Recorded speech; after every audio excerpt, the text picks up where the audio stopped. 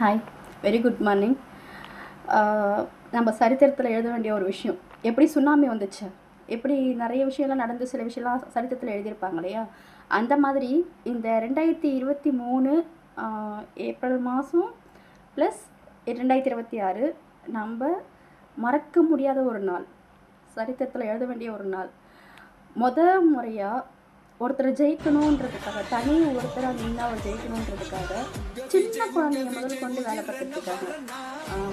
இந்த எலெக்ஷன் பார்த்திங்கன்னா ஏடிஎம்கேவா டிஎம்கேவா யாருக்கு ஓட்டு போடணுன்றதெல்லாம் தாண்டி ஒரு வீட்டுக்குள்ளே, ஒரு குடும்பமாக இருக்க வீட்டுக்குள்ளே கிட்டத்தட்ட 15-20 நாளாக இந்த சண்டைக்கு நடந்துகிட்ருக்கோம்.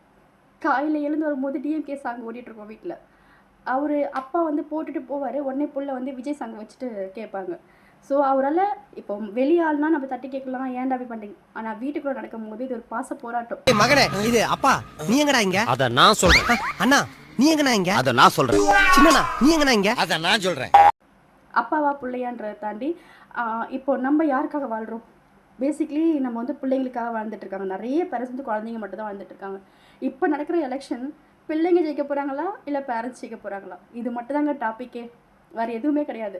விஜய் அண்ணாவா, உதய அண்ணாவா, சிஎம் சாரா, இல்லைன்னா பழனிசாமி சார் அவங்களா அப்படின்றதெல்லாம் தாண்டி அப்பா பொண்ணா, அம்மா பொண்ணா, பிள்ளைங்களா, அப்பாவா, அந்த மாதிரின்ற ஒரு பெரிய காம்படிஷனில் ஓடிட்டுருக்கு இந்த எலெக்ஷன். நான் சொல்கிறதா நீ கேட்கணும்னு சொல்கிறதா அப்பா, நான் சொல்கிறத கேட்டதான் நான் வீட்டில் இருப்பேன்னு சொல்கிற பிள்ளைங்க. 5 வயசு குழந்தைங்கலேருந்து 90 வயசு பாட்டி வரைக்கும், தாத்தா பாட்டி வரைக்கும் எல்லாருமே முதல்ல கேட்குற விஷயம் வீட்டில் என்ன தெரியுமா? டிவிக்கு ஓட்டு போடணும், டிவிக்கு ஓட்டு போடணும். 5 வயசு குழந்தை டிவிக்கு மாமாவுக்கு ஓட்டு போடுங்களேன், விஜய் மாமாவுக்கு. அதே தாங்க எங்கள் வீட்லேயும் நடந்துகிட்ருக்கு. இந்த பாச போராட்டம் எலெக்ஷன் டேட் வெளியே வரும்போது தான் தெரியும்னு நினைக்கிறேன். ஆண்டவமணியத்தில் எது நல்லதோ அதுவே நடக்கட்டும். ஆனால் ஒரு விஷயங்க, இந்த எலெக்ஷனில் சரித்திரத்தில் இடம் முடிக்க போகுது. அது வந்து விஜயண்ணா ஜெயிக்கிறாங்க, டிஎம்கே ஜெயிக்கிறாங்க அப்படிலாம் கிடையாது. இந்த மாதிரி ஒரு விஷயம் நடக்குது இல்லையா?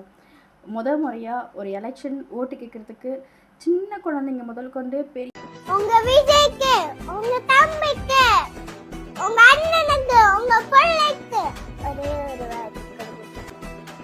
சின்ன குழந்தைங்க முதல் கொண்டு பெரியவங்க வரைக்கும் ஓட்டுக்காக விஜயண்ணா ஜெயிக்கணுன்றதுக்காக அவங்க வீட்லேயே ஒரு பெரிய போராட்டத்தை நடத்திட்டு இருக்காங்க, பெரிய போர்க்களத்தை நடத்திட்டு இருக்காங்க. இது